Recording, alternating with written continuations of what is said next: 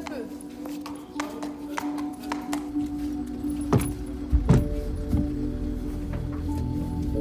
Je trottais à forte vitesse sur ma piste et la sangle de mon harnais a cassé. Du coup, je me suis retrouvé catapulté sur le côté. Je me suis cassé l'humérus en 3. C'est juste avant le meeting, son accident, du coup, il l'avait quand même préparé et tout ça. Et ça, on a fait beaucoup de... Le plus gros était fait quand même. Heureusement qu'elle était là, hein. Ma femme Delphine, avec mon accident, elle a dû travailler double et elle n'a rien relâché. Et ça s'est vu dans les résultats parce qu'on a été obligé d'arrêter beaucoup de chevaux avec mon accident. On a privilégié plus les chevaux qu'on avait gardés pour courir cet hiver. Et tous ceux qui ont eu à gagner, ils ont gagné même sans moi. Donc faut lui tirer un grand chapeau, quoi.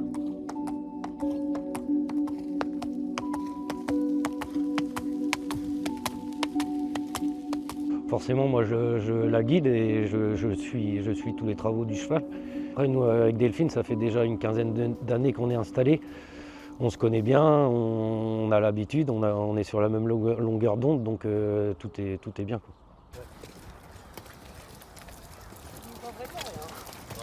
Oh, coucou.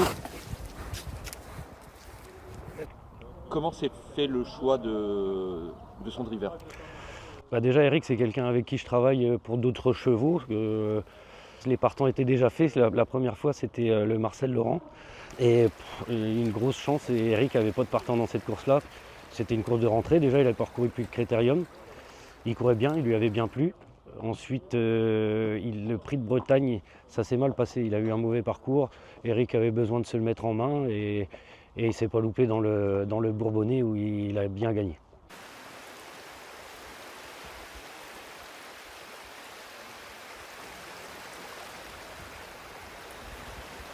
Après, on était qualifiés, on était en deuxième ligne et on avait le numéro 17. Donc voilà, ça servait à rien de faire les fous. Je voulais qu'il prenne une bonne leçon, c'est ce qui s'est passé et il a très bien couru.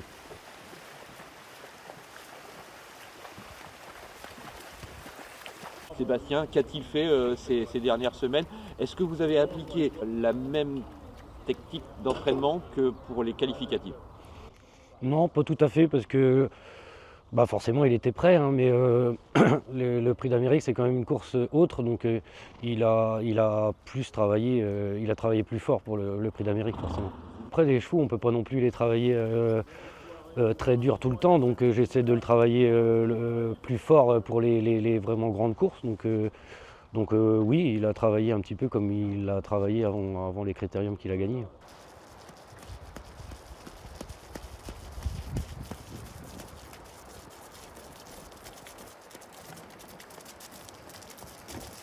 Chaque lendemain de travaux, on aime bien, on est à 10 minutes de la mer, donc on aime bien le baigner pour lui changer les idées, pour le mettre en gaieté, tout ça. Aujourd'hui, ce matin, il faisait mauvais, froid et beaucoup de brouillard, mais ça lui change, ça le change de la piste. Je trouve que ça l'égaye un petit peu, mon cheval, ça le change de sa routine.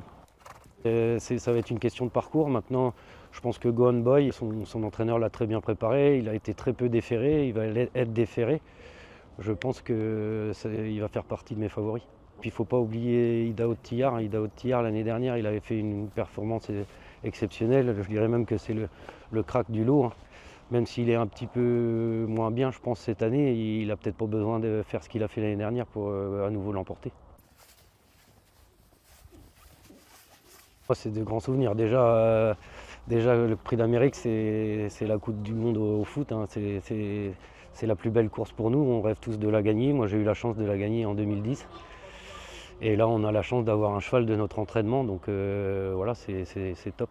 C'est sûr que oui, au début j'ai tout fait pour essayer de pouvoir courir la course, mais au fur et à mesure des semaines j'ai vu que ça allait pas faire. Donc c'est forcément un petit peu frustrant, mais il faut relativiser. J'ai le bras cassé, ça se répare. J'ai un top driver, j'ai le cheval qui est en forme, voilà, on va pas se plaindre.